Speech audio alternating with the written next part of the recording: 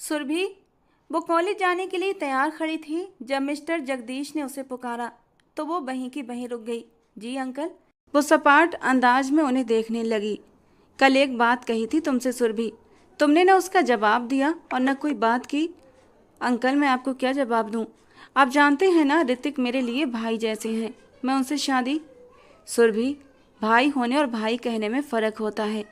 वो तुम्हारा ना भाई है न कोई रिश्तेदार। तुम्हारे भाई मानने से क्या फ़र्क पड़ता है? तुमसे उसकी शादी हो सकती है और मेरा ख्याल है कि ऋतिक से बेहतर कोई और ऑप्शन नहीं होगा तुम्हारे पास। वो अपने बेटे की तरफदारी कर रहे थे। मुझे कॉलेज के लिए लेट हो रही है अंकल, मैं वापस आकर बात करूंगी।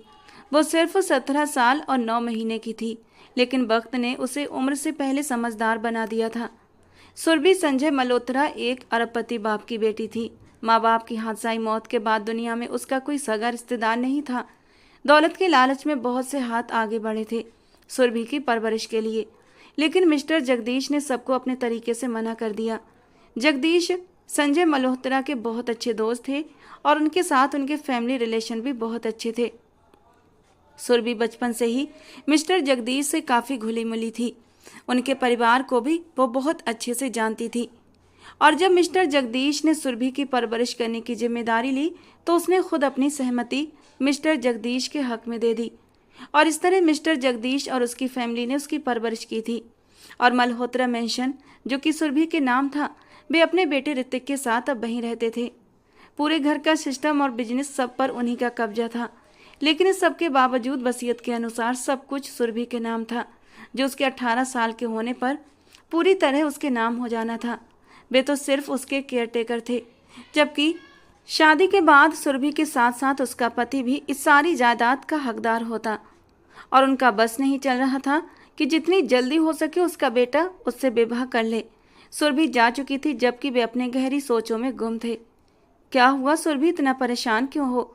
ईशा ने उसके चेहरे पर परेशानी के रंग देखकर प्यार से पूछा।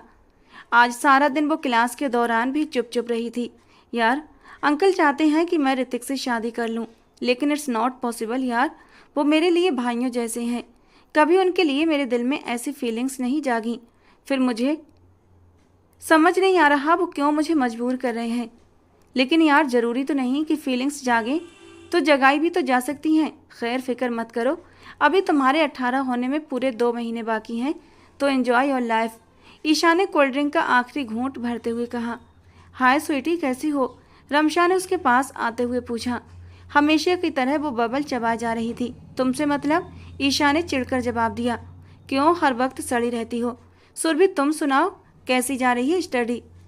अरे सुना है न्यू प्रोफेसर आ गए हैं इकोनॉमिक्स के।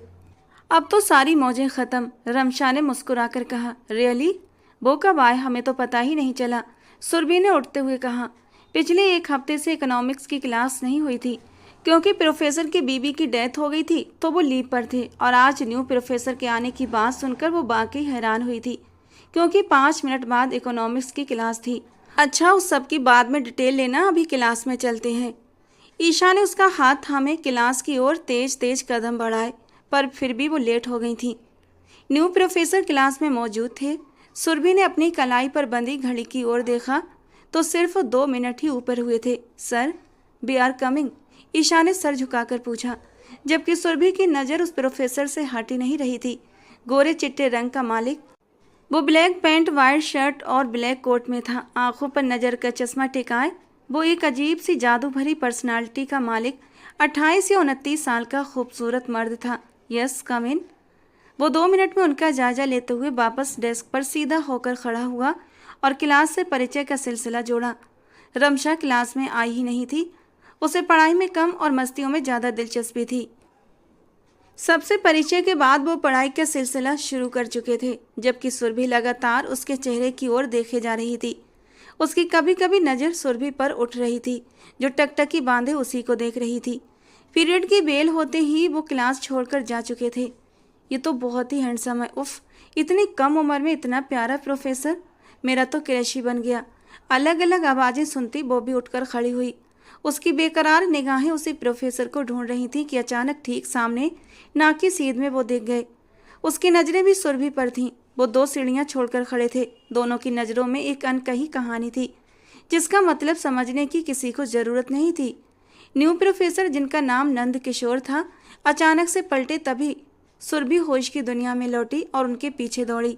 मेरी बात सुनिए। वो उनके सामने जाकर रुक गई। मजबूरी में नंद किशोर को भी रुकना पड़ा। चश्मे के पीछे से माथे पर 2 लकीरें डालकर वो छोटी सी कम उम्र लड़की को देखा। टारगेट खुद चलकर उनके पास आ जाएगा, उसे यकीन नहीं हो रहा था, और वो भी पहले दिन। किशोर ने भरम बनाए रखते हुए उसकी ओर सवालिया नजरों से देखा। बोलो। जब वो कुछ न बोली तो खुद ही सवाल पूछ लिया, मुझसे शादी करोगे?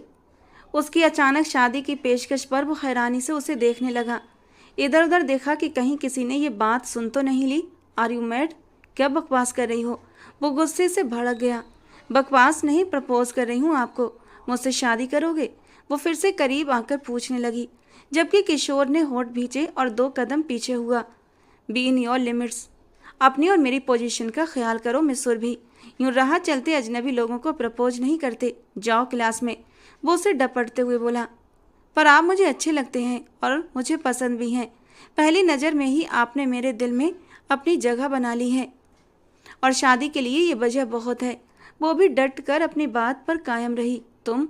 वो सीधे आपसे तुम पर आया था, लेकिन खुद को और कुछ कहने से रोक लिया। हटो रास्ते से, वरना सख्त सजा दूंगा। वो उसे एक तरफ करता सीढ़ियां उतर गया, जबकि सुरभि के चेहरे पर एक प्यारी सी मुस्कान आ गई, जो अगले ही पल सामने ईशा को देखकर सिमट गई। प्लीज ईशा, ऐसा मत करो। अब तुम मुझसे नाराज हो जाओगी क्या? तुम्हें शर्म आनी चाहिए। एक छोटी सी शर्त के लिए तुम एक टीचर और स्टूडेंट का रिश्ता खराब कर रही हो सुरभि। रमशा तो पागल है ही, जो वो तुमसे ये बेवकूफ़ी भरी शर्त लगा बैठी है। लेकिन कम से कम तुम तो पागलपन मत करो। वो उसे अच्छी खासी डांट लगा गई थी। अच्छा यार, बस करो ना। तुम्हें पता है ना, जब कोई मुझसे शर्त लगाता है तो मेरा खून डबल सर्कुलेट करने लगता है। अब रमशा से अपनी शर्त के पैसे लेने हैं, बिकॉज आई एम बिन, वो चहकी, जबकि ईशा ने सिर ना में हिलाया। डोंट वरी सर, 2 दिन में सारा सामान शिप के रास्ते दूसरे देश चला जाएगा। बस आप बादशाह की वो डिमांड मान लें, वरना बहुत मुश्किल हो जाएगा। अमरजीत ने ऋतिक को सारी जानकारी देते हुए कहा। नामुमकिन है। ऋतिक मलिक सब काले धंधे करता है और करता रहेगा, लेकिन 2 काम कभी नहीं करेगा, इंसानों की खरीद फरोख्त और बेगुनाहों का। इसलिए उस बादशाह से कहो मुझसे ऐसी मांगे ना करे। ऋतिक ने सिगरेट का गहरा कश लेते हुए अमरजीत से सख्त लहजे में कहा। लेकिन सर, बादशाह बहुत खतरनाक आदमी है। अगर वो बिगड़ गया तो सब कुछ बर्बाद कर देगा। उसके आदमी ने उसे समझाने की कोशिश की। मेरा नाम भी ऋतिक मलिक है। अच्छे अच्छों की छुट्टी करवा दी है मैंने। तो फिर बादशाह क्या चीज़ है? करने दो, जो करता है देख लूँगा उसे भी मैं। वो सिगरेट को जूते तले कुचलता बाहर निकल गया, जबकि अमरजीत सिर झटकता रह गया। अरे अमरजीत, तुम किस दिन काम आओगे उनके? जिस काम के लिए ऋतिक ने मना किया है वही काम तुम कर दो। ऋतिक को क्या पता चलेगा कि स्मगलिंग के साथ साथ तुमने एक देसी हुस्न की लड़की को भी साथ रवाना कर दिया है। पर हाँ, ये काम बहुत राजदारी से करना, बहुत ही होशियारी से ये काम करो और दोनों पार्टियों को खुश कर दो। अमरजीत के करीबी आदमी जोसेफ ने उसके कान में झुककर कहा। अगर बॉस को पता चल गया तो वो तो जान से मार डालेंगे यार। अमरजीत, तुम बहुत डरते हो। कौन बताएगा उन्हें, तुम या मैं या फिर वो बादशाह? जोसेफ ने उसे हौसला दिया। फिर ये देसी हुस्न कहाँ से आएगा? सुबह सुबह पार्क में मिल जाएगा तुम्हें, आसानी से उठा लेंगे। जोसेफ उसे सलाह देता, उसका मोरल सपोर्ट बढ़ा रहा था। पिरशा, कहाँ जा रही हो सुबह सुबह? अनीता ने उसे टोका। भाभी, यहीं करीब के पार्क तक। वो मुस्कुराती हुई निकली थी। वो रोज सुबह सुबह करीब के पार्क तक जाया करती थी, लेकिन इन दिनों वो कभी कभार ही जाती थी। पिरशा, जल्दी आना, आज हम दोनों मिलकर नाश्ता बनाएंगे। अनीता ने उसे पुकारा तो वो मुस्कुराती हुई बाहर निकल गई, और ऐसी निकली कि फिर वापस ना आ सकी। वो एक बेंच पर बैठी ताज़ा हवा ले रही थी कि अचानक एक नकाबपोश ने उसे क्लोरोफॉर्म सुंघाया और उसे अपनी कार में बिठा लिया। कोई नहीं जानता था कि पिरशा यूं अचानक ही घर के करीबी पार्क से किडनैप हो जाएगी, और जब तक पता चला तब तक बहुत देर हो चुकी थी। ऐसा कैसे मुमकिन है? तुमने उसे अकेले जाने कैसे दिया? निखिल ने गुस्सा बर्दाश्त करते हुए कहा। लेकिन निखिल, वो तो अक्सर जाया करती थी यहाँ करीब के पार्क में, सिर्फ 10 मिनट के लिए। मुझे नहीं पता था वो आज इतना देर लगा देगी। 2 घंटे से ऊपर हो गए हैं और तुम कह रही हो वो 10 मिनट का कहकर गई थी। निखिल बहुत गुस्से में था। और फ़ोन पर अपने गार्ड को लोकेशन बताते हुए खुद भी दरवाजे की ओर बढ़ा। निखिल, परेशान ना हो, वो यहीं।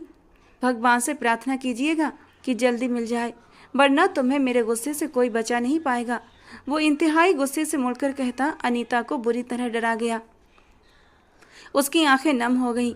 वो मोहब्बत करने वाला, ख्याल रखने वाला शख्स गुस्से में हमेशा ऐसा ही हो जाता था, जैसे अनीता उसके लिए कुछ भी नहीं, एक बेरहम इंसान बन जाता था। पर उस वक्त अनीता को सच में प्रिशा की फिक्र हो रही थी। हे भगवान, उसे अपनी कृपा में रखना। वो दिल से भगवान से प्रार्थना कर रही थी और आंखों में आंसू लिए वहीं बाहर आंगन में रखी कुर्सियों में से एक पर बैठ गई। सुरभि बेटा, कल नीलेश साहब के घर पार्टी है तो सबको इनवाइट किया है, आप भी चलेंगी? जगदीश साहब ने रात के खाने की टेबल पर सुरभि से कहा तो वो हाँ में सिर हिला गई। उसी लम्हे ऋतिक अंदर दाखिल हुआ। ऋतिक, जगदीश जी ने उसे पुकारा तो वो रुका और उनकी ओर बढ़ा। जी डैड। एक सरसरी नज़र सुरभि पर डाली, जिसका सिर और भी नीचे झुक गया। बेटा आओ हमारे साथ डिनर करो, जगदीश जी ने उसे प्यार से कहा तो वह गहरा सांस लेकर रह गया। मैं डिनर करके आया हूँ, आप प्लीज़ कंटिन्यू करें। वो सहूलत से इनकार करता चला गया।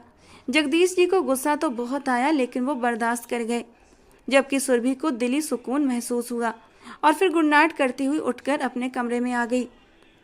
मोबाइल पर देखा तो उसकी दोस्त रमशा के मैसेज थे।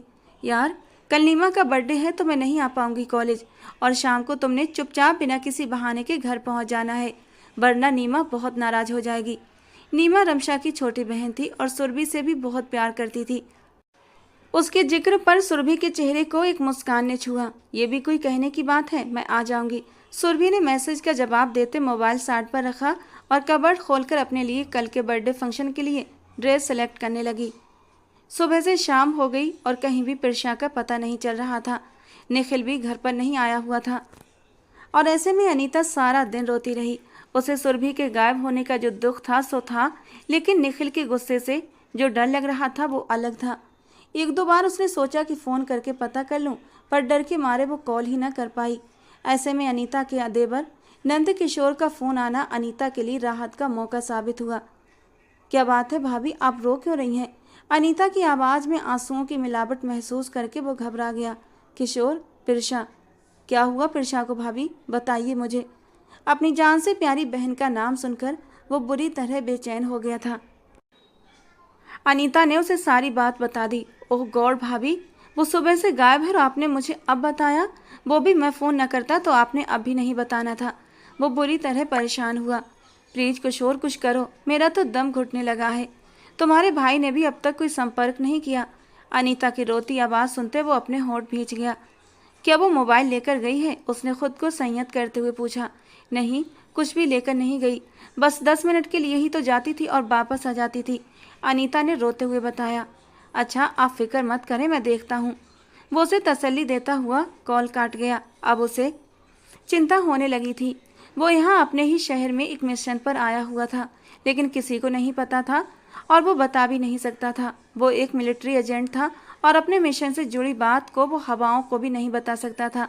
लेकिन अब उसे अपने ही शहर में एक और मिशन मिल गया था। उसकी अपनी बहन लापता हो गई थी और वो उसे ढूंढने का पूरा इरादा रखता था, और इसके लिए वो अपने सीनियर से अनुमति लेकर एक टीम तैयार करके काम करने वाला था। सुबह होते ही वो अपनी टीम को निर्देश देता अपने इस मिशन को वहीं छोड़ बहन की तलाश में निकलने वाला था कि तभी उसे एक बहुत बुरी खबर मिली। किस मॉल में? वो फ़ोन पर अपने मुखबिर से पूछता अपने होंठ भींच गया। क्या हुआ मेजर साहब, सब ठीक तो है ना? उसके दोस्त राम ने उसके परेशान चेहरे को देखते हुए पूछा। महेश और सागर भी उसकी ओर ध्यान से देखने लगे। एक फौजी की जिंदगी चुनौतियों से भरी होती है। अभी जो खबर मिली है पहले उसका समाधान करते हैं, फिर अपने मिशन पर ध्यान देंगे। अपनी बात कहते हुए वो उठा, जबकि उसकी टीम ने उसका अनुसरण किया। सुरभि कॉलेज आई तो उसे आज प्रोफेसर किशोर कहीं भी न मिले। 1 हफ्ता हो गया था उन्हें ये कॉलेज ज्वाइन किए और पहले दिन के बाद सुरभि ने उसके साथ कोई और बदतमीजी नहीं की थी, बल्कि वो पहले दिन की गई बदतमीजी पर भी शर्मिंदा थी, पर उसे माफ़ी मांगने का मौका नहीं मिला था। आज ईशा और रमशा भी नहीं आई थी तो वो सारा दिन बोर ही होती रही। फिर कुछ सोचते हुए वो कॉलेज से ऑफ करके ड्राइवर के साथ करीबी मॉल चली गई। वहाँ वो नीमा के लिए कोई अच्छा सा गिफ्ट ढूंढने लगी। नीमा सिर्फ 11 साल की थी। उसे पेंटिंग्स का बेहद शौक था और वो अपने शौक को बहुत अच्छे से पूरा करती थी। उसी से जुड़ी चीज़ों की वो खरीदारी कर रही थी कि अचानक मॉल के ग्राउंड फ्लोर पर एक धमाका हुआ था। पूरा मॉल हिलकर रह गया था। सुरभि ने रेलिंग को कसकर थामा, लेकिन बिल्डिंग पूरी की पूरी हिल रही थी।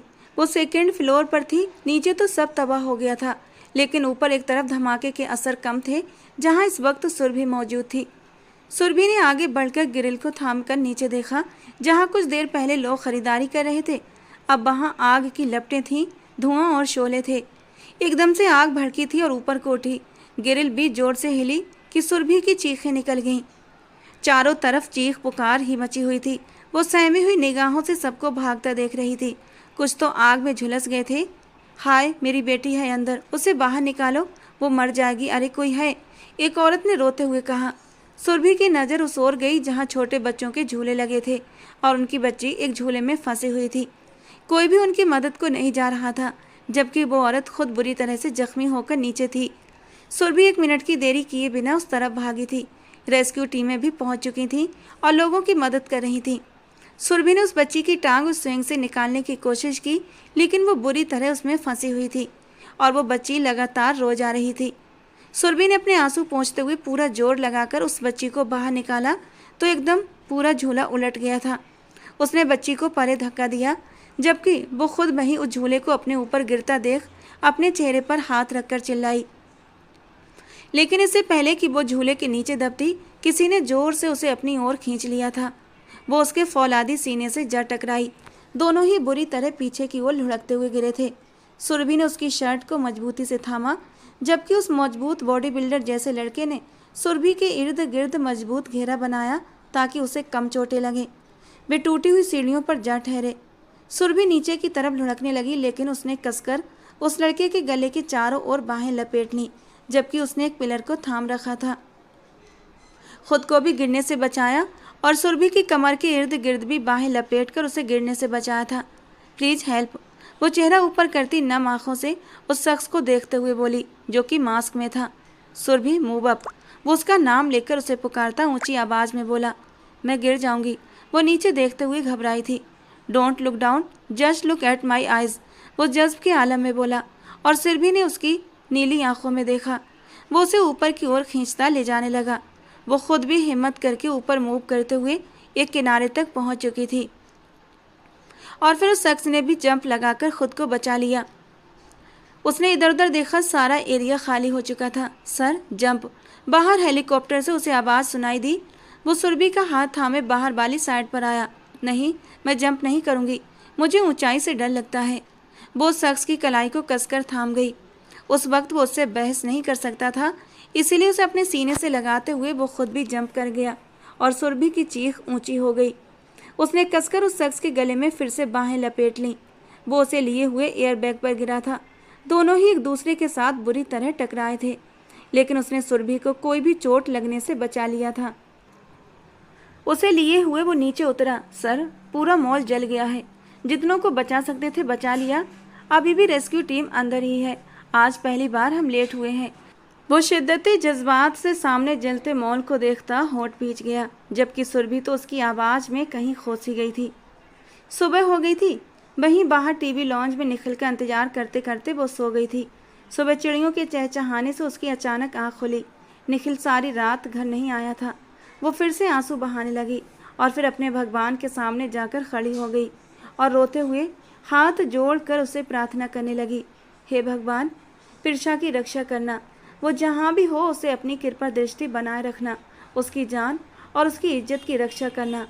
उसी वक्त बाहर निखिल की गाड़ी की आवाज़ सुनाई दी। वो जल्दी से दरवाजे की ओर भागी, जहाँ से निखिल थके हारे कदमों से अंदर आ रहा था। उसके थके हारे अंदाज पर अनीता का दिल जैसे चिर सा गया था। वो अपना चेहरा हाथों में छुपाकर फूट फूट कर रो पड़ी। कुछ पूछने लायक था ही नहीं। अब जो वो पूछती, निखिल की बिखरी हालत से वो सब कुछ समझ चुकी थी कि पिरशा नहीं मिली है। वो उसे नज़रअंदाज करता अंदर बढ़ गया। वो उसके पीछे अंदर आई थी, जो रॉकिंग चेयर पर बैठा झूल रहा था, जबकि वाइट शर्ट इस वक्त मैली सी हो चुकी थी। उसके ऊपर के 2 बटन खुले हुए थे। निखिल, वो धीरे से उसे पुकार गई, लेकिन वो अनसुना किए बैठा था। निखिल, उसकी आवाज़ ऊंची हुई तो वो उसे खाली खाली नज़रों से देखने लगा। वो खो गई है अनु, मेरी बहन, मेरी बच्ची थी, वो खो गई मुझसे। नहीं जानता वो कहाँ है, लेकिन मुझसे खो गई है। वो बोलते बोलते अचानक रो दिया। आप फिक्र मत करो, वो कहाँ से मिलेगी? निखिल जोर से चिल्लाया। 24 घंटे हो गए हैं उसे खोए हुए। कहाँ ढूंढूं उसे? बताओ मुझे। वो शिद्दत दर्द से चिल्लाया कि अनीता सहमकर पीछे हटी। और इस सब की जिम्मेदार तुम हो अनीता। जरा सी लापरवाही ने आज मुझे ऐसे मोड़ पर लाकर खड़ा कर दिया है कि मैं न जिंदा हूँ और न मुर्दा। मेरा जी चाहता है तुम्हें भी मार डालूं और खुद को भी। वो गुस्से से चिल्लाता अनीता को पीछे धक्का दे गया। वो लड़खड़ाकर पीछे रखी कांच की टेबल से जा टकराई। उसके सिर की बैक साइड पर शीशे की नोक लगी कि दर्द की शदीद लहर उसके दिमाग में उठी। वो अपनी जगह से उठते हुए हाथ पीछे ले जाकर देखने लगी। उसके हाथ में खून लगा था। उसे बेख्तियार चक्कर आए। सारे मंजर एक एक में गुमडुम होने लगे। वो पलकें झपक कर बार बार खोलने की कोशिश में अपना दिमाग सुन्न होता महसूस करते हुए पीछे कांच की टेबल पर गिरने वाली थी कि उसका गिरना देख निखिल घबराकर उठते ही फौरन उसे कमर में हाथ डाले अपनी बाहों में भर गया। वो होशो हवास खो चुकी थी। अनु, अनु ओपन योर आइज। क्या हुआ है यार, आंखें खोलो। वो एकदम परेशान हुआ था कि अचानक उसकी निगाह उसके सिर के पीछे से बहते खून पर जा टिकी और निखिल को लगा जैसे उसकी आत्मा उसके शरीर से अलग हो गई हो। वो एक लम्हे की देर किए बिना उसे बाहों में उठाए अस्पताल भागा था। उसे होश आया तो खुद को रस्सियों में जकड़ा पाया। उसके मुंह पर टेप लगी थी। वो चिल्ला नहीं पा रही थी। ये कोई कमरा नहीं था। वो जैसे किसी कंटेनर में बंद थी। कोई भी नहीं था यहाँ पर, सिर्फ कुछ सील पैक बॉक्स थे। उनमें क्या था प्रिशा नहीं जानती थी, लेकिन वो अपने आप को रस्सियों से छुड़ाने की हर मुमकिन कोशिश कर रही थी, लेकिन नाकाम रही। भाई प्लीज़ मुझे बचा लो। मुझे नहीं पता मैं कहाँ हूँ। Please help me. वो दिल ही दिल में अपने भाइयों को मदद के लिए पुकार रही थी, जो बिल्कुल अनजान थे कि इस वक्त उनकी बहन कहाँ थी। वो भगवान को याद करती तो भगवान उसके लिए कोई ना कोई रास्ता जरूर निकालता, लेकिन वो अपने भाइयों को याद कर रही थी। अपनी गाड़ी की तरफ आते हुए वो एक नज़र पलटकर उस मास्क वाले शख्स को देखती चली गई, जो अब वापस अंदर मॉल की तरफ बढ़ रहा था। आवाज़ तो वही लग रही है, लेकिन आंखें चेंज हैं। काश चेहरा देख पाती। गाड़ी में सवार होते वो गाड़ी को ड्राइवर के वहाँ से निकलने तक उस जगह को बार बार देखती जा रही थी, पर वो नज़रों से ओझल हो चुका था। डॉक्टर, अब अनु कैसी है? उसने बाहर आती डॉक्टर से बेताबी से पूछा। Don't worry, she is all right. आप उन्हें समय रहते हॉस्पिटल ले आए तो उनकी जान बच गई। जरा सी भी देर हो जाती तो उनकी जान जा सकती थी। अब जरा सावधानी कीजिएगा। सिर का जख्म ज़्यादा गहरा नहीं है, लेकिन अभी ताज़ा है और बहुत ही नाजुक हिस्सा है। ड्रिप ख़त्म हो तो आप उन्हें लेकर जा सकती हैं। वो निखिल को तसल्ली देती हुई जा चुकी थी। निखिल उसके पास अंदर आ गया, जहाँ उसके सर पर बैंडेज लगी थी, एक हाथ पर ड्रिप। वो वहीं उसके पास बैठ गया। उसका हाथ अपने हाथों में लेकर वो उसे चूम गया। अपने गुस्से में अक्सर वो बहुत ज़्यादा हाइपर हो जाया करता था और उसमें नुकसान भी अपना ही करता था। एक तरफ प्रिशा का कुछ पता नहीं चल रहा था और दूसरी तरफ अनु जख्मी हो गई थी। वो बहुत ज़्यादा अपसेट हो गया था। एक बार में जी चाहा कि छोटे भाई किशोर को कॉल कर दे, लेकिन वही अना आड़े आ रही थी। नाराज़गी में निखिल कहाँ पहल करता था। वो गहरा सांस भरता सीट की बैग के साथ टेक लगा गया। अगर पैसों के लिए प्रिशा को अगवा किया गया तो अब तक कॉल आ जानी चाहिए थी, लेकिन कोई कॉल नहीं आई थी। इसका मतलब था किडनैपर का मकसद कुछ और था। आज वो इतनी ऊंची पहुंच रखकर भी खुद को बेबस महसूस कर रहा था। बेटा तुम ठीक तो हो ना? वो जैसे ही घर में दाखिल हुई उसी वक्त जगदीश साहब ने भी अंदर आए थे और उससे पूछा। सुरभि ड्राइवर के साथ मॉल गई थी। ड्राइवर ने उन्हें हादसे का बता दिया था कि उस मॉल में धमाका हुआ था। घर आते ही बेचैनी से उसकी तरफ बढ़ते हुए पूछने लगे। जी अंकल, मैं ठीक हूँ। सुरभि ने भरसक अपना लहजा सामान्य रखने की कोशिश की। उस मॉल में धमाका हुआ? मैं तो बहुत परेशान हो गया था। शुक्र है तुम ठीक हो। वो फिक्रमंदी से बोले। अंकल, मैं थोड़ा रेस्ट करना चाहती हूँ। वो वाकई बहुत अपसेट थी। मौत के मुंह से निकल कर आई थी, ये सोच कर ही उसकी रूह कांप उठी थी। हाँ बेटा जाओ, आराम करो। वो भी उसकी हालत समझते हुए उसे कमरे में भेज गए, जबकि खुद अपने कदम घर के बाहर की ओर बढ़ा दिए। अगले दिन सुरभि कॉलेज पहुंची तो आज फिर से प्रोफेसर नहीं आए थे। लो, अब इन्होंने भी छुट्टियां शुरू कर दी। सुरभि ने मुंह बनाया, लेकिन आज उसका दिमाग पहले से ही बहुत भटका हुआ था। आज सुबह फिर से अंकल ने उसके और ऋतिक के विवाह की बात छेड़ दी थी और वो ये शादी नहीं करना चाहती थी। जबकि वो इस बात पर अड़े थे कि ये शादी होकर रहेगी। वो बहुत परेशान थी। जब कॉलेज से बाहर निकली तो अचानक दो नकाबपोशों ने उसे अपने कब्जे में ले लिया और उसी की गाड़ी में बैठकर उसे होस्टेस बनाकर साथ ले गए। वो बुरी तरह डर गई लेकिन हिम्मत नहीं हारी। वे उसे एक फ्लैट पर लेकर आए थे जहाँ 3 और मास्क पहने हुए लोग थे और फिर वो शख्स सामने आया जिसने कल मॉल में उसकी जान बचाई थी। उसने ऐसा क्यों किया सुरभि समझ न सकी। तुम्हें यहाँ एक मकसद से लाया गया है, यकीन है तुम पैनिक नहीं होगी और हमारा साथ दोगी, वो शख्स धीरे से बोला। कौन हो तुम? सुरभि की बात पर उसने अपना मास्क हटा दिया। प्रोफेसर किशोर आप? सुरभि हैरान हुई। हमें तुम्हारी मदद चाहिए सुरभि मल्होत्रा, वो गंभीरता से बोला। कैसी मदद? और मुझे इस तरह किडनैप करके लाने का मकसद? वो माथे पर बल डालकर बोली। 1 मिनट, किडनैप करके नहीं लाए, बहुत ही आराम और सुरक्षा के साथ यहाँ तक पहुँचाया है। और ऐसा क्यों किया? सुरभि ने मुंह बिचकाकर कहा। तो किशोर ने गहरी सांस ली और अपने और अपनी टीम के बारे में संक्षेप में बता दिया। ओह, तो आप प्रोफेसर नहीं मेजर हैं? मुझसे क्या चाहते हैं? वो अपने सीने पर हाथ बांधकर चिढ़ते हुए लहजे में बोली। तो किशोर ने एक लॉकेट की तस्वीर उसे दिखाई। मुझे ये चाहिए। तो दोनों आमने सामने बैठे एक दूसरे की आंखों में आंखें डालकर बात कर रहे थे। किशोर की टीम में काम करने वाली एक लड़की हर्षिता को उनका ये आई कांटेक्ट बिल्कुल भी पसंद नहीं आया था। ये ऋतिक मलिक के पास है। किशोर ने बात आगे बढ़ाई। तो मैं क्या करूं? वो कंधे उचकाकर बोली। तुम ही ये लॉकेट उससे ला सकती हो। हमारे पास ज़्यादा वक्त नहीं है कि इस लॉकेट को हासिल करने में लगाएं। बिना उसे पता लगे ये लॉकेट तुम हम तक पहुंचाओगी, किशोर बिल्कुल तय लहजे में बोला। और मैं ऐसा क्यों करूं? उसने भौं चढ़ाकर पूछा। उसे अंदाज़ा नहीं था ये छोटी सी लड़की उसे अच्छा खासा टफ टाइम देने वाली थी। क्या देश और अपनी जनता की सेवा में अपना हिस्सा नहीं डाल सकती? वो अब उसे इमोशनल कर रहा था। तभी सुरभि के दिमाग की बत्ती जली। मैं ये लॉकेट ले आऊँगी, लेकिन मेरी भी एक शर्त है। अब की बार उसकी आंखें चमकी। कैसी शर्त? उसकी बाकी टीम मेंबर्स दोनों की बातें करता देखकर चुपचाप खड़े थे। आप मुझसे शादी कर लें, वो उसकी आंखों में आंखें डालकर बोली। व्हाट रविश, वो तुमसे क्यों शादी करेंगे? हर्षिता का दिमाग तो एक पल में घूम गया था। सुरभि ने उसे घूरा। किशोर ने हाथ के इशारे से उसे चुप रहने को कहा। क्यों करना है तुम्हें मुझसे शादी? वही पहले दिन वाली डिमांड सुनकर किशोर के होंठ कस गए। मैंने आपसे पूछा आपको ये लॉकेट क्यों चाहिए? वो भी 2-2 हाथ करने के मूड में थी। ये अब ज़्यादा हो गया मेजर, हर्षिता ने होंठ भींचे। आप सब यहाँ से बाहर जाएं। अचानक किशोर की बात पर सबने हैरानी से उसे देखा। मेजर आप? हर्षिता को बेचैनी हुई। जितना कहा है उतना करो। जहाँ सबके चेहरे उतर गए वहीं सुरभि रिलैक्स होकर बैठ गई। उन सबके जाने के बाद किशोर की नज़रें उसके हसीन चेहरे पर ठहर गईं। इस शादी की क्या अहमियत होगी? उसने सुरभि की आंखों में देखते हुए पूछा। क्या मतलब? वो थोड़ी उलझी। मतलब? किशोर ने गहरी सांस ली और दाईं बाईं देखा, फिर उसकी तरफ देखा।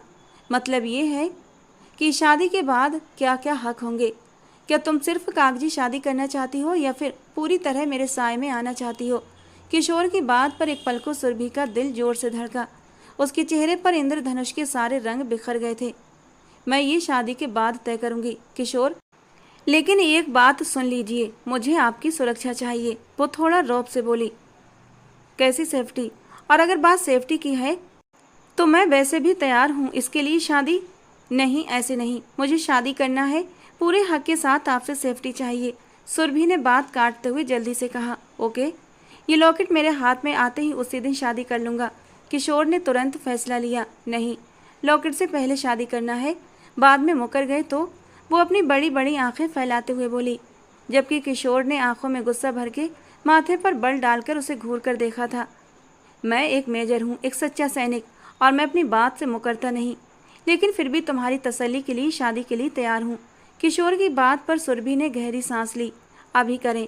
सुरभि तो जैसे एकदम तैयार बैठी थी। इतनी जल्दी क्यों? कितने साल की हो? किशोर ने अब की बार उसे सिर से पांव तक देखा। 18 की हो गई हूँ, सुरभि ने तुरंत कहा। मुमकिन था कि वो इनकार ही न कर दे, इसलिए अपनी उम्र पूरी 18 बता दी। लेकिन बिना पंडित जी की शादी तो होती ही नहीं। किशोर ने उसकी आंखों में झांका। वो जानना चाहता था उस लड़की के दिमाग में आखिर चल क्या रहा था। मेरे अंकल जी हैं ना, मैं उन्हें किसी न किसी तरह मना लूँगी कि वो शादी का इंतज़ाम कर लें। बस आपको यही कहना है कि आप मुझसे बहुत मोहब्बत करते हैं और मेरे बिना रह नहीं सकते। उसकी बात पर किशोर ने हैरान होकर उसे देखा। मेरे ख्याल से तुम इस शादी को शो ऑफ भी करने का इरादा रखती हो। ऐसे में तो तुम्हें लॉकेट लाने में दिक्कत होगी। ऋतिक को पता चल गया तो वो चौकस हो जाएगा। किशोर, डोंट वरी, वो मेरा मसला है, मैं हैंडल कर लूँगी, सुरभि ने अपनी जगह से उठते हुए कहा। किशोर उसका मजबूत इरादा देखता दिल ही दिल में तारीफ करने लगा। अगर लॉकेट लेके मैंने तुम्हें डाइवोर्स दे दिया तो? एक आखिरी बार उसे परखा। उसकी बात पर सुरभि का दिल डूब कर उभरा। नंद किशोर ठाकुर, आप ऐसे मर कर भी नहीं करेंगे। मैं जानती हूँ ठाकुर मर जाते हैं, अपने नाम के साथ जुड़ी लड़की को नहीं छोड़ते, वो पूरे विश्वास से बोली थी। तो बेख्तियार किशोर के होंठों पर एक धीमी सी मुस्कान आई। वो देखने में छोटी थी जबकि थी नहीं। हाउ इट्स पॉसिबल, वो ऐसा कैसे कर सकते हैं? He knows I love him. फिर भी वो उस लड़की से शादी? हर्षिता की आंखें भीगी हुई थीं। मे भी ये मिशन का हिस्सा हो। मिशन कंप्लीट होते ही वो शादी ख़त्म कर देंगे, सुनील ने उसे समझाया, जबकि हर्षिता की आंखें अब पूरी तरह आंसू बहाने लगी थीं। बाकी टीम मेंबर्स भी बहुत चुप थे।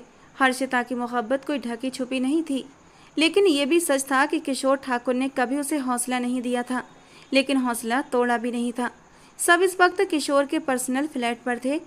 वो इतना जानता था कि इन्हीं दोनों बहुत बड़ी स्मगलिंग होने वाली है, पर कहाँ, कब और कैसे, वो ये नहीं जान पाया था। इसके लिए उसे ऋतिक की इस लॉकेट की ज़रूरत थी जिसमें सारे राज छुपे हुए थे, और उन राजों तक पहुँच ही वो अपना मिशन पूरा कर सकता था।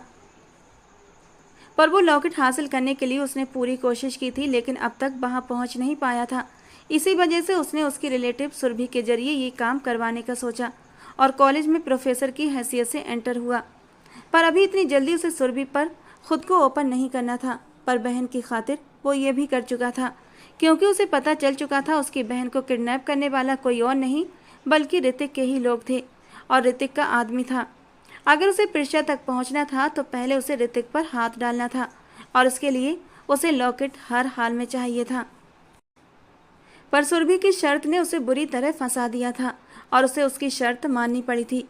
अपनी बहन को वापस लाने के लिए वो एड़ी चोटी का जोर लगा रहा था। सुरभि, तुमने मुझे इसलिए यहाँ बुलाया है?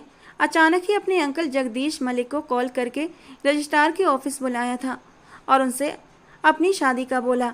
अंकल जी, मैं किशोर से बहुत मोहब्बत करती हूँ, और वो भी इसीलिए। अगर ऐसी बात है तो रिश्ता भेजे घर पर तरीके से। ये कौन सा तरीका है? जगदीश थोड़ा खफा से लगे।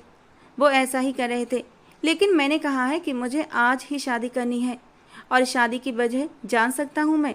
जगदीश जी ने माथे पर बल डालते हुए पूछा। नहीं, सुरभि ने सहूलत से इनकार कर दिया। और अगर मैं न मानूं तो? वो उखड़े हुए लहजे में बोले। आपकी मर्जी है अंकल जी, 18 की हूँ, बालिग हूँ, माँ बाप सर पर नहीं है तो खुद फैसला ले सकती हूँ, लेकिन आपके लिए मेरे दिल में बहुत इज्जत और सम्मान है, इसीलिए आपको यहाँ बुलाया। वो धीमे लेकिन मजबूत लहजे में बोली, जबकि इन सब बातों के दौरान किशोर एक बार भी बीच में नहीं बोला था। ठीक है, करो शादी। वो थोड़ा बुरा मानकर बोले, लेकिन सुरभि ने भी परवाह नहीं की, और थोड़ी ही देर में वो सुरभि मल्होत्रा से सुरभि ठाकुर बन गई। शादी होते ही वो वहाँ से बिना कुछ कहे निकल गए थे। तुम्हारे कहने के अनुसार अब मैंने शादी कर ली है, अब अपनी शर्त के अनुसार आगे के काम पर लगो। किशोर की आंखों में उलझन साफ थी। सुरभि से शादी करके वो अंदर से एक बेचैनी सी महसूस कर रहा था। उसे सुरभि से कोई इश्क नहीं था, लेकिन अपने मिशन को कंप्लीट करने के लिए उसे ये शादी करनी पड़ी थी। अभी तो मामला उसकी बहन का था, अगर किसी और की बहन बेटी का मामला होता तब भी वो हद से आगे गुजर जाता। उसने अपने बेचैन होते दिल को थपक कर सुला दिया था। और मैंने जो काम बताया है मुझे परफेक्ट चाहिए, किशोर ने अपनी जगह से उठते हुए कहा। तो सुरभि ने उसे घूरा। अभी सिर्फ कोर्ट मैरिज हुई है और आप रौब जमाने लगे? सुरभि खफा होकर बोली। अभी सिर्फ रौब ही जमा रहा हूँ, गनीमत समझो। जिस दिन हक जमाया तो इस दिन तुम्हारी कैंची की चलती जबान बंद। वो अभी बात पूरी करता कि सुरभि ने उसे फिर से घूरा। ये शादी हक जमाने के लिए नहीं की है किशोर, आपको लॉकेट मिलेगा और मुझे सुरक्षा एज अ हस्बैंड, वो मुंह बनाती हुई बोली। लेकिन उसे किससे सुरक्षा चाहिए थी ये वो अब भी नहीं बता पा रही थी। अरे सर, सब बिल्कुल ठीक है, मैंने खुद अपनी निगरानी में कराया है। अमरजीत ऋतिक को शिप का मुआयना करते देख बुरी तरह घबराया था। उसकी घबराहट को ऋतिक मलिक जैसे शातिर इंसान ने तुरंत भाप लिया। जानता हूँ सब ठीक हो जाएगा, बस अपनी तसल्ली कर रहा हूँ, ऋतिक ने बहुत गंभीरता से कहा। इस वक्त वो उसी कंटेनर के पास था जिसमें प्रिशा को बंद किया गया था। इसे खोलो। न जाने ऋतिक के दिल में क्या आ गया कि उसने कंटेनर को खोलने का हुक्म दिया। जी, इसे खोलना है। अमरजीत ने थूक निगला। ऋतिक के गुस्से से कौन नहीं वाकिफ था। अगर उसे जरा सा भी पता चल जाता कि अंदर लड़की है तो शायद वो इन सब की जान ही ले लेता। अमरजीत ने डरते हुए अपने आदमी की ओर इशारा किया कि कंटेनर को खोलो। उसने आगे बढ़कर उसका लॉक खोलना चाहा कि उसी पल ऋतिक के नंबर पर किसी की कॉल आने लगी। हाँ बोलो, क्या कह रहे हो तुम? वो बुरी तरह बौखलाया था। मैं आ रहा हूँ अभी। ऋतिक ने फ़ोन बंद करते हुए अमरजीत की ओर देखा। सब काम ध्यान से होना चाहिए अमरजीत। आज रात माल भेजने की जिम्मेदारी तुम्हारी है। मैं कोई भी कोताही बर्दाश्त नहीं करूँगा, समझे? वो अपनी बात कहकर वहाँ से चला गया तो अमरजीत ने सुख का सांस लिया और उस आदमी को वहाँ से भगा दिया। बचत हो गई, वरना आज तो पक्का गए थे जान से। बादशाह उस लड़की की अलग से पेमेंट कर चुका था। बादशाह को सिर्फ उसकी तस्वीरें भेजी गई थीं और प्रिशा की तस्वीरें देख वो एकदम पागल हो गया था। पूरे 50 लाख दिए थे उसने इस देसी इंडियन खूबसूरती के लिए, और न जाने अब आगे वो इस खूबसूरती को किस किस तरह कैश कराने वाला था। प्रिशा सिसकते हुए भगवान को याद कर रही थी। वो अब जैसे एकदम बेबसी हो गई थी। वो उम्मीद का दामन छोड़ना नहीं चाहती थी, लेकिन सब्र का दामन छूट रहा था।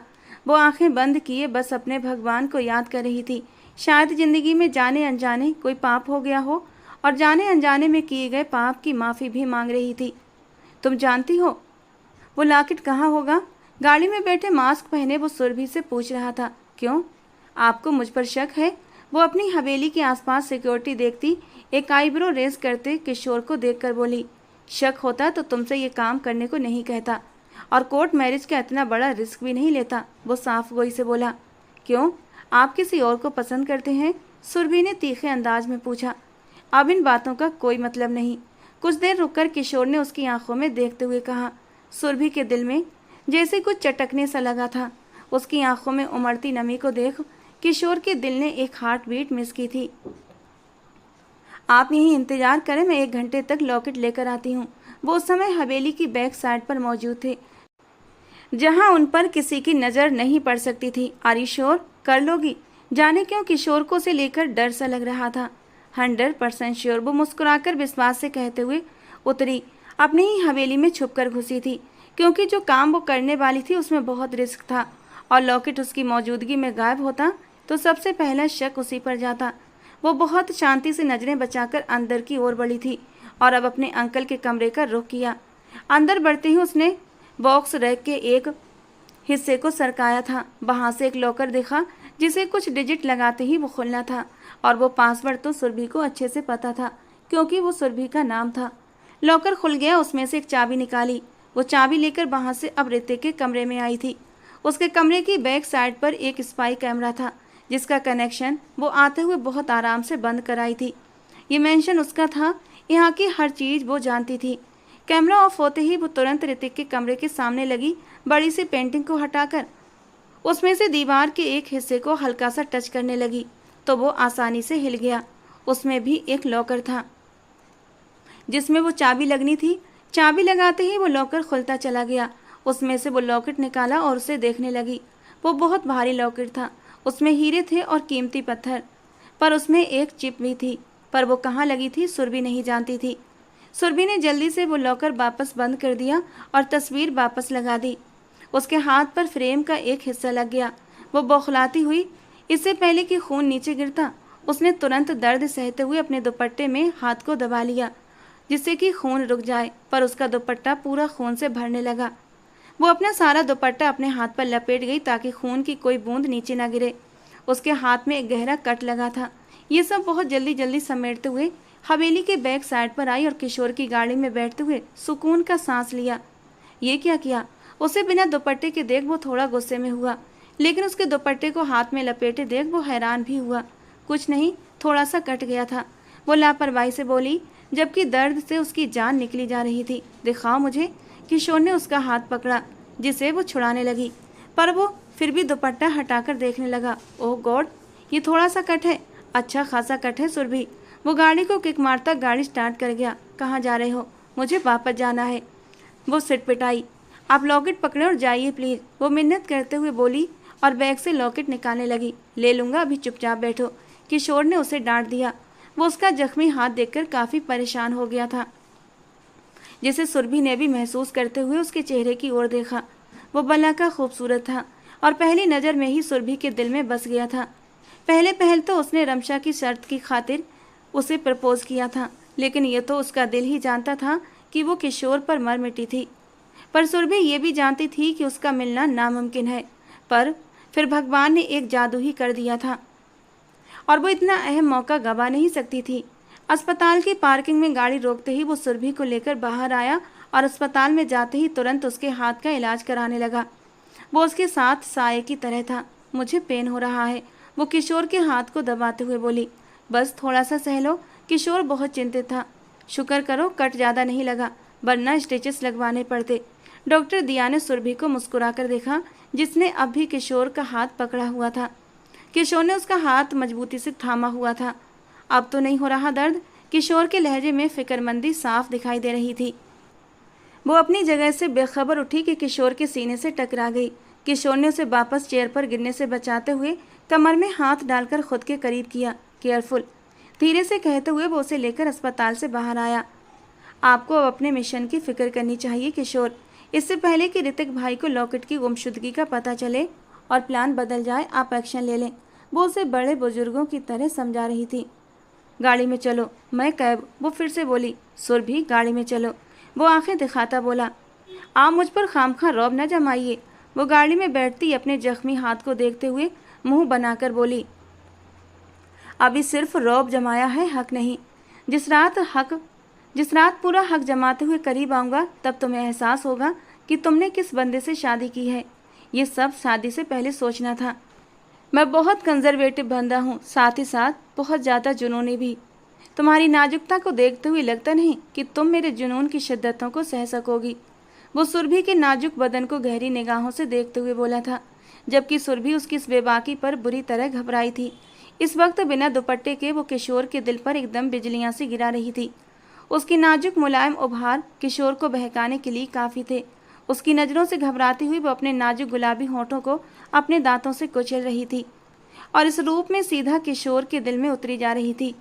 किशोर का जी चाहा कि आगे बढ़कर उसके नाजुक से गुलाबी होठों को उसके दांतों से आज़ाद करते हुए अपने लबों में दबा ले और उन नरम लबों की नरमाहट को महसूस करे, लेकिन फिलहाल वो एक गहरा सांस लेकर अपने ऊपर काबू पा गया था। पता नहीं क्यों वो सुरभि को देखकर एकदम शरारती सा हुआ था। शायद रिश्ता बदला तो दिल के जज्बात भी बदले थे। प्लीज़ सामने देखकर गाड़ी चलाएं। सुरभि उसकी नज़रों की तपिश से बुरी तरह परेशान हुई तो उसे टोक बैठी। और रही बात आपका जुनून सहने की, तो मैं डरने वाली नहीं हूँ आपसे। मैं सिर्फ देखने में नाजुक हूँ, लेकिन हूँ नहीं। सुरभि ने बहुत हिम्मत करके अपने डर पर काबू पाया था। हालांकि ये सच था, वो किशोर की मजबूत मस्कुलर बॉडी को देखते हुए अंदर से सहम चुकी थी। तुम कितनी मजबूत और बहादुर हो, वो तो तुम्हें मेरी पनाहों में आने के बाद ही पता चलेगा, और शायद तुम पछताओगी भी। वो गाड़ी उसकी मंजिल की ओर मोड़ते हुए धीरे से बोला था। सेम टू यू किशोर साहब, वो भी मुस्कुराकर बोलती उसे दंग कर गई। अपना ख्याल रखना, और ये कल चेंज करवानी है बैंडेज, मेडिसिन भी वक्त पर। ओफ ठीक है, प्लीज़ आप पकड़े ये लॉकेट और निकलें जल्दी से।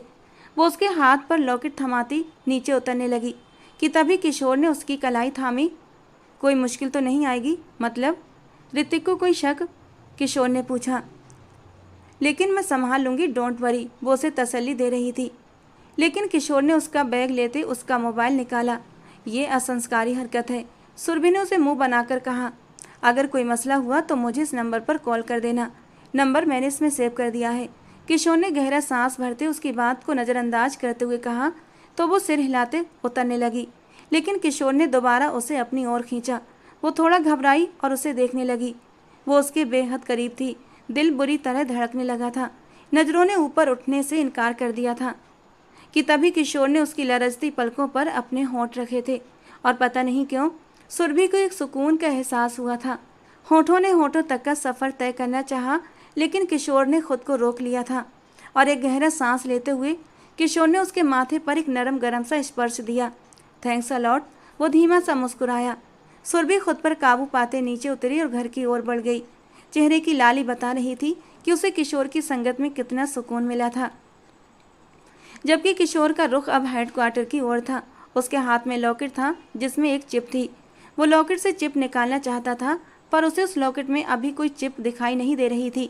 वो हेडक्वार्टर जाकर उसका पूरा मुआयना करना चाहता था।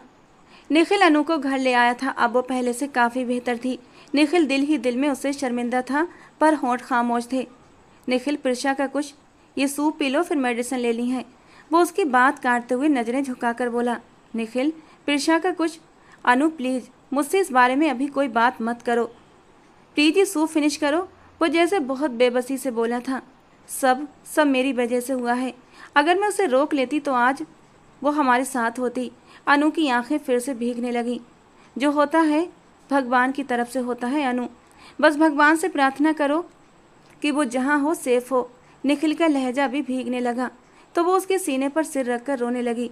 निखिल ने उसके माथे पर प्यार दिया और दिल ही दिल में बहन की सेफ्टी के लिए भगवान से प्रार्थना करने लगा। ऐसा नामुमकिन है, सुरभि ऐसा नहीं कर सकती। ऋतिक सुरभि के रूम की ओर बढ़ा कि वो बाहर आती दिखाई दी। तुमने नंद किशोर ठाकुर से कोर्ट मैरिज कर ली है? वो गुस्सा जब्त करते बोला। मिल गई आपको खबर? वैसे कमाल के मुखबिर हैं आपके। सुरभि ने सीने पर बाजू बांधते भौहें चढ़ाते हुए कहा। जानती भी हो वो कौन है? ऋतिक गुस्से से भड़का। एक बहुत ही खूबसूरत, हैंडसम और स्मार्ट आदमी। दोबारा जवाब आया। वो एक अंडरवर्ल्ड माफिया का डॉन है। तो अच्छा है ना, एक डॉन को दूसरा डॉन टक्कर देगा। वो मुस्कुराकर बोली। तुम धोखाबाजी कर रही हो सुरभि। ऋतिक भड़क उठा। आप पर ये शब्द सूट नहीं कर रहे ऋतिक भाई, इसलिए मुझसे भी उम्मीद न रखें कि मैं आपका और साथ दूंगी। वो भी तुनक कर कहती आगे बढ़ गई। पछताओगी तुम। ऋतिक ने उसके जाते हुए कदमों को देखते हुए कहा। पछता तो रही हूँ आपका साथ देकर। वो भी दुखी लहजे में बोलती चली गई। जबकि उसके हाथ का जख्म देखता वो अपने होंठ भींच गया। वो सिगरेट पर सिगरेट फूंके जा रहा था। उसे सुरभि के एकाएक बदलने पर बुरी तरह अचंभा हो रहा था, पर वो चुप था कि तभी उसके मोबाइल पर एक लड़की की तस्वीरें आईं। वो एकदम सीधा होकर बैठा। वो लड़की रस्सियों में जकड़ी हुई थी और नीम बेहोश थी, पर वो बहुत खूबसूरत थी। पर ये तस्वीरें उसे कौन भेज सकता था? वो एकदम सीधा होकर बैठा। वो लड़की रस्सियों में जकड़ी हुई थी और बेहोश थी। तभी उसके दिमाग में एक धमाका सा हुआ। ये तो। वो फौरन अपनी जगह से उठा और बाहर की ओर भागा। चिप जैसे ही डिकोड हुई, सारे राजों से पर्दे हटते चले गए। अब क्या करें मेजर? वो सब भी वहाँ मौजूद थे। अटैक। इस शिप को हिंदुस्तान से बाहर नहीं जाने देना, वरना बहुत नुकसान हो जाएगा। वो कुछ सोचते हुए अपनी टीम के साथ प्लान बना रहा था। शिप आज रात निकलने वाला था। उनके पास समय बहुत कम था, इसीलिए उन्हें आज ही रात अटैक करना था। ओके, कोई और सवाल? वो सारी प्लानिंग करते हुए उठा। No sir. Okay, let's ready to go. Kishore Thakur, एक बात पूछनी है आपसे। हर्षिता ने बहुत हिम्मत करते हुए किशोर के पास खड़े होते हुए उसे देखा। पूछें। क्या आप और वो लड़की इस शादी को हमेशा के लिए निभाएंगे, या ये सिर्फ? मेरा नहीं ख्याल मिस हर्षिता कि मेरे पर्सनल मामलों में किसी को भी बोलने का हक मैंने नहीं दिया। So please concentrate on your mission. वो थोड़ा खुरदरे लहजे में बोला। हर्षिता की आंखें पानियों से भर गईं, क्योंकि वो जानती थी ये शादी हमेशा के लिए रहेगी, क्योंकि किशोर की आंखों में उस लड़की के लिए चाहत के दिए जलने लगे थे। ऋतिक जैसे ही शिप पर पहुंचा, उसका रुख सीधा उस कंटेनर की ओर था जिसे कल वो खोलते खोलते रह गया था। आज बहुत चुपचाप उसने उस कंटेनर को खोला तो उसके पैरों तले से जमीन निकल गई।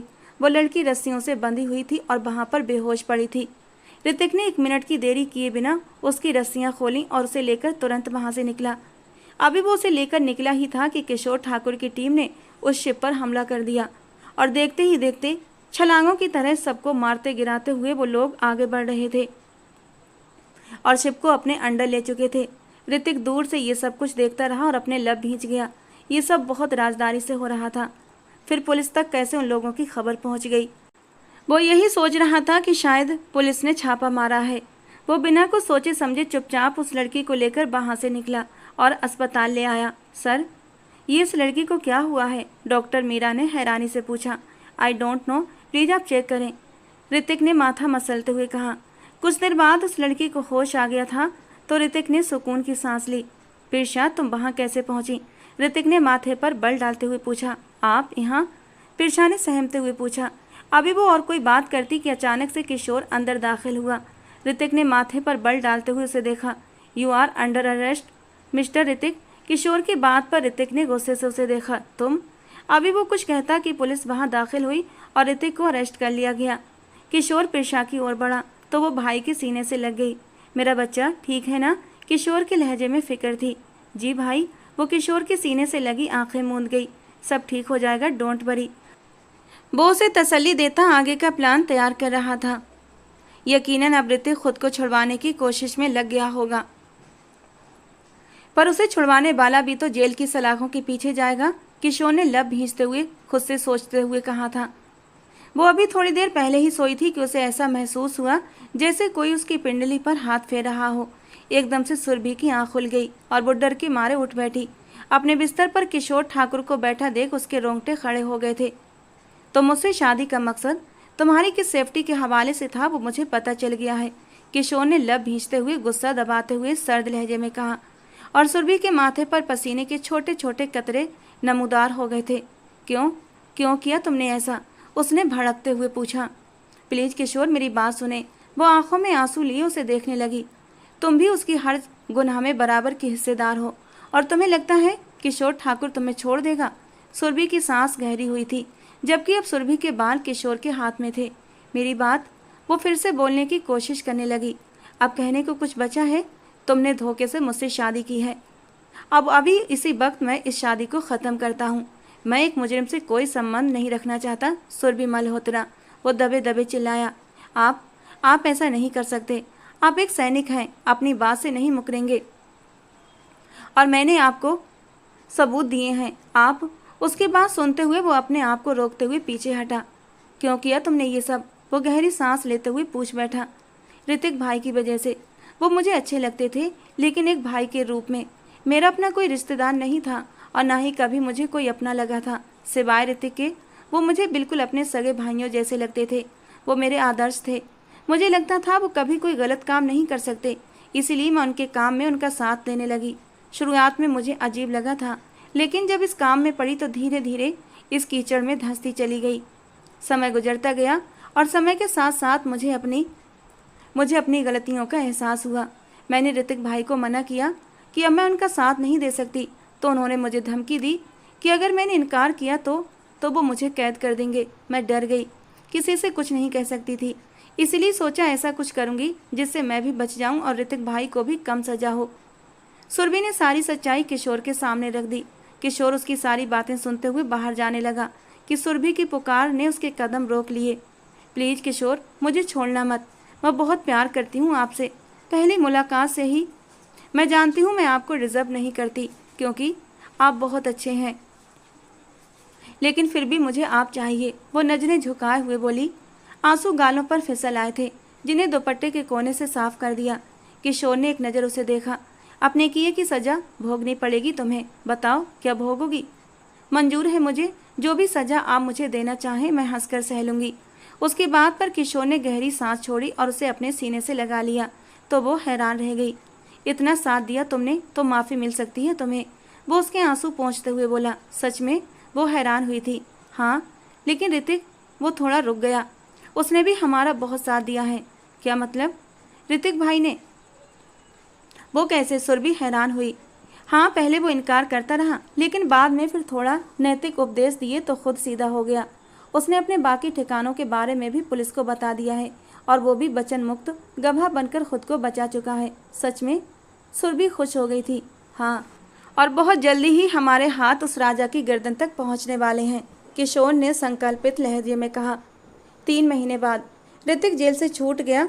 उसे वचन मुक्त गवाह के बाद सजा में कमी कर दी गई थी, जो 3 महीने बाद जमानत होने पर वो बाहर आ गया था। सुरभि और किशोर दोनों ही उसे रिसीव करने आए थे। वहीं दूसरी ओर जगदीश मलिक भी कार के पास खड़े उसका इंतजार कर रहे थे।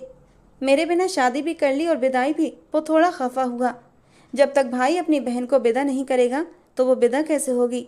अभी तक हमारा रिश्ता सिर्फ कोर्ट मैरिज तक है, इससे आगे की रस्में अब तुम करोगे। ऋतिक हैरान हुआ था। किशोर ने एक आंख मिचकी। अपनी विदाई में मेरी भी शादी करवा दो। ऋतिक की बात पर वो दोनों चौंके। किससे? किशोर ने हैरानी से पूछा। प्रिशा, आपकी बहन। सुरभि ने झट से कहा। क्या? किशोर हैरान हुआ और ऋतिक ने अपना कान खुजाया। प्रिशा और ऋतिक भाई 5 साल पहले एक दूसरे के प्यार में पड़ चुके थे। जब ये दोनों यूनिवर्सिटी में थे, लेकिन फिर ये एक दूसरे से अलग हो गए और अब मिले तो सुरभि ने विस्तार से सब कुछ बताया तो किशोर ने सुरभि को घूरा। और क्या क्या छुपा कर रखा है, बता दो एक ही बार। वो झूठी गंभीरता से बोला तो सुरभि सोचने लगी, सुरभि मार खाओगी तो मुझसे।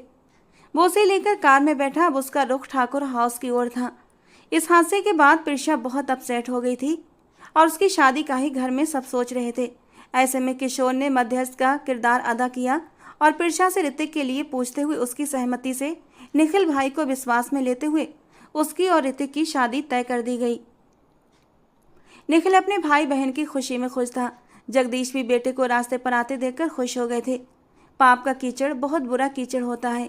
एक बार उसमें धंस जाओ तो फिर आदमी बहुत मुश्किल से उसे छोड़ पाता है।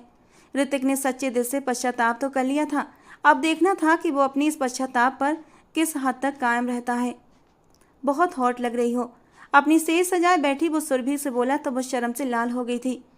तुमने उस वक्त झूठ बोला था कि तुम 18 की हो। बाद में मुझे पता चला कि अभी तो 3 महीने बाकी हैं और जिस वजह से मुझे पूरे 3 महीने तक इंतजार करना पड़ा। लेकिन अब तुमने मुझे इनकार नहीं करना सुरभि। किशोर ने उसके चांद जैसे चेहरे को देखते हुए उसके होठों को बहुत ही नरमी से अपनी पकड़ में लिया और धीरे धीरे ये नरमी कब तेजी पकड़ गई खुद किशोर को भी पता नहीं चला। वो जज्बातों में भरकर बुरी तरह सुरभि के नरम लबों का रसपान कर रहा था। मुझे चुभन हो रही है आपकी मूंछों से, वो बुरा सा मुंह बनाकर बोली। थोड़ा बर्दाश्त कर लो मेरी जान।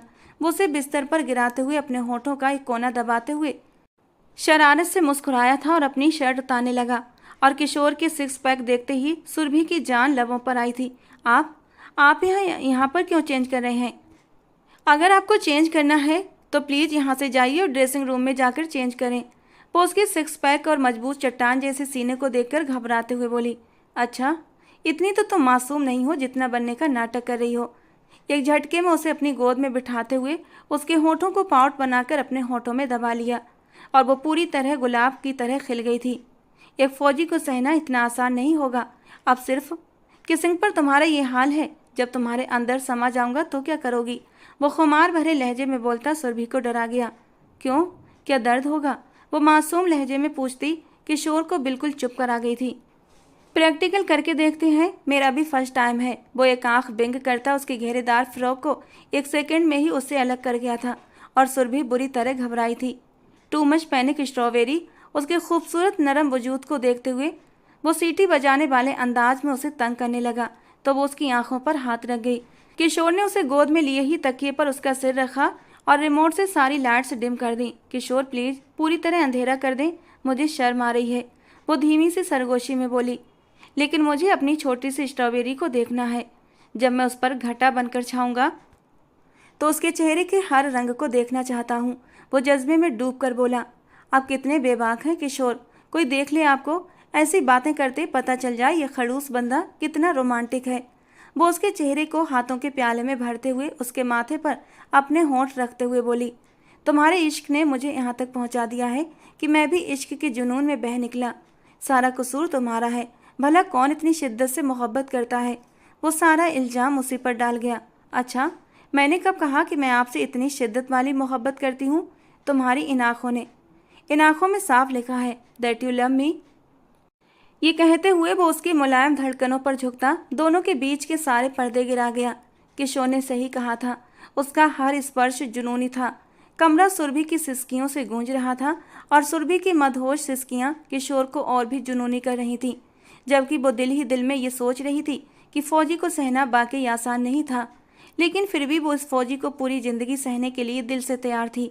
बेख्तियार उसके दिल में किशोर के लिए मोहब्बत उमड़ आई थी और अपने नरम होंठ किशोर के सीने पर रख दिए और किशोर ने भी उसे अपनी बाहों में समेट लिया था। रात धीरे धीरे पिघलती जा रही थी और उन दोनों की मोहब्बत का एक नया अफसाना लिख रही थी। तो दोस्तों, आज की हमारी ये कहानी आपको कैसी लगी कमेंट बॉक्स में ज़रूर बताना। दोस्तों, कहानी पसंद आया करे तो प्लीज़ लाइक किया करें और एक प्यारा सा कमेंट भी ज़रूर किया करें। दोस्तों, रोज़ एक नई और रोमांटिक कहानी सुनने के लिए हमारे चैनल के साथ बने रहें। मिलते हैं अगली किसी नई और रोमांटिक कहानी के साथ।